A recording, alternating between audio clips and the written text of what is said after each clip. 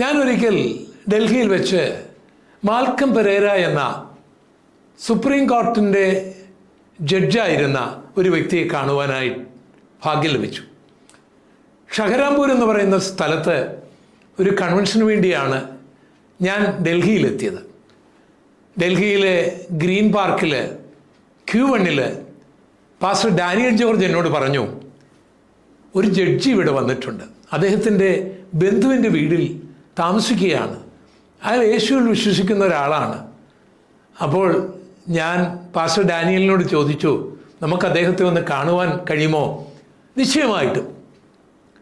Pastor Daniel George എന്നെ ആ judge താമസിക്കുന്ന അദ്ദേഹത്തിൻ്റെ ബന്ധുവായ ഒരു വ്യക്തിയുടെ വീട്ടിലേക്ക് കൊണ്ടുപോയി. UNOയിലോ മറ്റോ ജോലിയുള്ള തൻ്റെ ഒരു ബന്ധുവിൻ്റെ വീട്ടിൽ ജഡ്ജി താമസിക്കുകയാണ്. ഞങ്ങൾ സുവിശേഷകരാണ് എന്ന് പറഞ്ഞപ്പോൾ അദ്ദേഹത്തിന് വലിയ സന്തോഷമായി. അദ്ദേഹത്തിൻ്റെ അനുഭവസാക്ഷ്യം കേൾക്കുവാൻ ഞങ്ങൾക്ക് ആഗ്രഹമുണ്ടെന്ന് ഞങ്ങൾ വിനയമായി പറഞ്ഞപ്പോൾ അദ്ദേഹം വാചാലനായി. താൻ ശ്രീലങ്കയിൽ സുപ്രീം കോടതി ജഡ്ജായിരുന്ന കാലത്ത്, പ്രഗത്ഭനായി അറിയപ്പെട്ട ഒരു ന്യായാധിപനായി കഴിയുന്ന കാലത്ത് പെട്ടെന്ന് തനിക്കൊരു അബോധാവസ്ഥയുണ്ടായി. പ്രിയപ്പെട്ടവർ അദ്ദേഹത്തെ ഹോസ്പിറ്റലിൽ കൊണ്ടുപോയി. വിദഗ്ധരായ ഡോക്ടർമാർ അദ്ദേഹത്തെ പരിശോധിച്ചു. പക്ഷേ 4 ദിവസമായിട്ടും അദ്ദേഹത്തിന് സൗഖ്യമൊന്നും ഉണ്ടായില്ല. അദ്ദേഹത്തിന് ഓർമ്മയില്ലാതെ മയങ്ങിക്കിടക്കുന്നതായിട്ടാണ് ഡോക്ടർമാർ മനസ്സിലാക്കിയത്. പക്ഷേ മാൽക്കമിൻ്റെ ഉള്ളിൽ നല്ല ബോധമുണ്ടായിരുന്നു, നല്ല സുബോധമുണ്ടായിരുന്നു. ഡോക്ടർമാർ പറയുന്നത് അദ്ദേഹത്തിന് കേൾക്കാമായിരുന്നു. പക്ഷേ താൻ ഉള്ളിൽ ബോധമുള്ളവനാണ് എന്ന് ഗ്രഹിക്കുവാനായിട്ട് ഡോക്ടർമാർ കഴിയുന്നില്ല.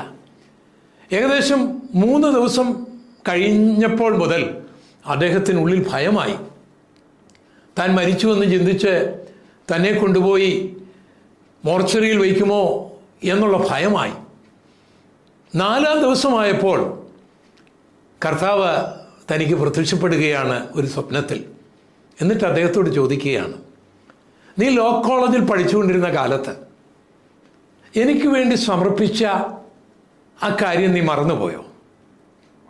നിനക്ക് ജോലി കിട്ടിയാൽ എൻ്റെ സാക്ഷ്യം വഹിക്കാമെന്നൊക്കെ നീ എടുത്ത പ്രതിജ്ഞ മറന്നുപോയോ? അതെ, മാൽക്കം താനൊരു വിദ്യാർത്ഥിയായിരുന്ന കാലത്ത് യേശുവിനെ സ്വീകരിച്ചത്, യേശുവിൻ്റെ സാക്ഷ്യം വഹിക്കാം എന്നെടുത്ത തീരുമാനങ്ങൾ എല്ലാം ഓർത്തു. താൻ നല്ല പ്രഗത്ഭനായ ഒരു അഡ്വക്കേറ്റായി, പിന്നെ ജഡ്ജായി, അങ്ങനെ സുപ്രീം കോടതി ജഡ്ജായപ്പോൾ എല്ലാം അദ്ദേഹം മറന്നുപോയി. എന്നിട്ട് കർത്താവ് അദ്ദേഹത്തോട് ചോദിക്കുകയാണ്, നീ ഇപ്പോൾ ജഡ്ജിയാണില്ലേ? നിന്റെ കൈവിരൽ നിനക്കൊന്ന് അനക്കാമോ? നിന്റെ കൺപീലി ഒന്ന് ചലിപ്പിക്കാമോ? നിന്റെ അധരം തുറന്ന് ഈ ഡോക്ടർമാരോട് എനിക്ക് സുബോധമുണ്ട് എന്നൊന്ന് പറയാമോ? നിന്നെ അനേകർ ഭയപ്പെടുന്നു, പക്ഷേ നീ ഇപ്പോൾ ഭയപ്പെടുകയാണ്, നിന്നെ മോർച്ചറിയിൽ ജീവനോട് വെക്കുമെന്നില്ലേ? നീ എത്ര നിസ്സഹനാണെന്ന് മനസ്സിലാക്കിയോ? നിന്റെ തീരുമാനത്തിലേക്ക് നീ മടങ്ങി വരുമോ? മാൽക്കം സമർപ്പിച്ചു, മടങ്ങി വന്നു. അദ്ദേഹത്തെ ദൈവം സൗഖ്യമാക്കി. പിന്നീട് അദ്ദേഹം ഒരു സുവിശേഷകനായി മാറി. ഞാൻ മാൽക്കം പെരേരയെ കേരളത്തിലേക്ക് ക്ഷണിച്ചു. അദ്ദേഹം ഞാൻ ശുശ്രൂഷിച്ച മണിപ്പുഴയിലും തിരുവല്ല ശാരോനിലും രാജാക്കാട്ടിലുമൊക്കെ യേശുവിനെ പ്രസംഗിക്കുകയും ഞാൻ അദ്ദേഹത്തിൻ്റെ പ്രസംഗം മലയാളത്തിലേക്ക് പരിഭാഷപ്പെടുത്തിയിട്ടുമുണ്ട്. പ്രിയ സ്നേഹിത, നിൻ്റെ ജോലിയാണോ നിൻ്റെ പ്രശ്നം? നിൻ്റെ ആരോഗ്യമാണോ നിൻ്റെ പ്രശ്നം? നിൻ്റെ ബുദ്ധിയാണോ നിൻ്റെ പ്രശ്നം?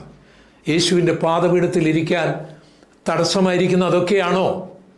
അതെല്ലാം ഒരു നിമിഷം കൊണ്ട് നിന്നിൽ നിന്ന് മാറിപ്പോകാം എന്നുള്ള കാര്യത്തെക്കുറിച്ച് നീ ഒരിക്കലെങ്കിലും ചിന്തിച്ചിട്ടുണ്ടോ? യേശു കർത്താവ് ഭവനത്തിലേക്ക് വന്നപ്പോൾ എത്ര നല്ല സുവർണ അവസരമായിരുന്നു ലാസറേ, നിനക്ക് ആ കർത്താവിൻ്റെ പാദപീഠത്തിൽ ഒന്നിരിക്കാനായിട്ട്, ആ വചനം പഠിക്കാനായിട്ട്. നീ ഇറങ്ങിപ്പോയില്ലേ?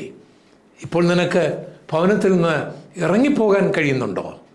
അല്ല, നീ രോഗിയാണെന്ന് അറിഞ്ഞിട്ട് യേശുവിനെ അറിയിച്ചിട്ടും യേശു വരുന്നില്ലല്ലോ. ദൈവം നമുക്ക് നൽകുന്ന സമയങ്ങൾ വിലപ്പെട്ടതാണ്. ആ വിലപ്പെട്ട സമയം നമ്മൾ ഉപയോഗിക്കണം. പിന്നീട് നമ്മൾ ആഗ്രഹിക്കുകയും പ്രാർത്ഥിക്കുകയും ഉപവസിക്കുകയും ചെയ്താലും നമ്മുടെ പ്രശ്നം പരിഹരിക്കപ്പെടണമെന്നില്ല. അതുകൊണ്ട് ആരോഗ്യമുള്ള സമയത്ത്, കഴിവുള്ള സമയത്ത് ദൈവത്തെ മറന്ന് ഓടരുത്.